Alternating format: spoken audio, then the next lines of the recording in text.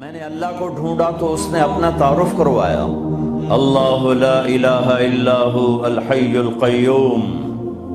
میں وہ ہوں جو موت سے پاک ہوں۔ اب پابند بن کے چلو اس اللہ کے جس کی شہنشاہی ہے، اس اللہ کے جس نے مجھے بنایا، اس اللہ کے پابند بنو جس نے مجھے آنکھوں کا نور دیا، زبان میں بول دیا، جسم میں طاقت دی، عقل کو سمجھنے کے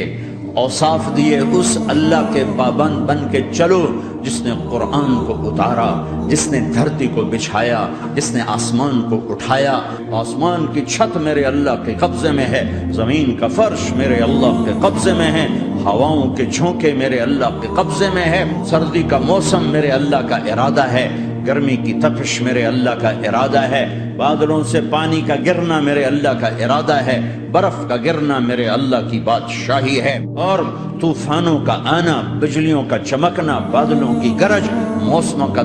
تبدیل ہونا، درختوں کے پھل، پھلوں کے ذائقے، ذائقوں میں خوشبو، پھلوں میں مٹھاس، پھلوں کے اوپر کور، چھلکے۔ ایک انار ہی میرے رب کی قدرت کا شاہکار ہے، دانا دانا ذرا جوڑ کے دکھاؤ، پھر اس کو پردوں میں لپیٹ کے دکھاؤ، پھر اس کی پیکنگ کر کے دکھاؤ، پھر اس میں رنگ بھر کے دکھاؤ، پھر اس میں ذائقے بھر کے دکھاؤ، گائے کے تھن سے نکلتا دودھ دیکھو،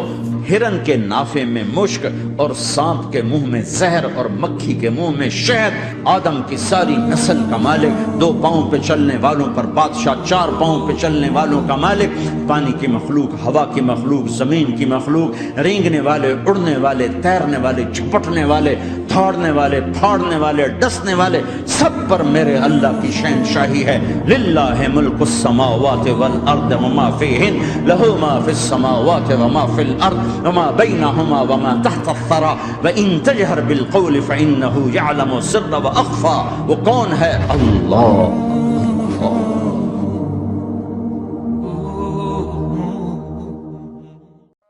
لا إله إلا الله، لا إله إلا الله، لا إله إلا الله، ما لنا رب سواه، لا إله